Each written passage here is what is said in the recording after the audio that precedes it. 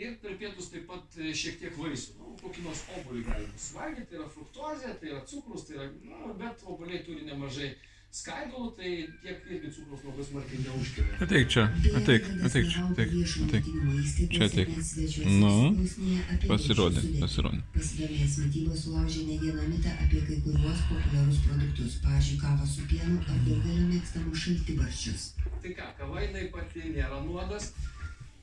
Late, kas ten grietinėlė, nu ant jos cukraus pripila, nu tai aišku, durnystė tenai turbūt yra gerti kavą su cukrumi ir dar su ten grietinė kažkokia. Tai yra desertas, iš principo tu suvalgai desertą, gavai neįmanoma kiekį kilokalorijų, kur tu negausi tiek kepsnį suvalgęs normalus su daržovėmis. Tai jeigu žmonėms patinka taip save kankinti, minti dviratį valandą, o paskui reiškia tą tuoj pat užmušti su tiek kalorijų visą savo darbą, tai prašom, kas išgelbės nuo durnystės žmogų, tiesą sakant.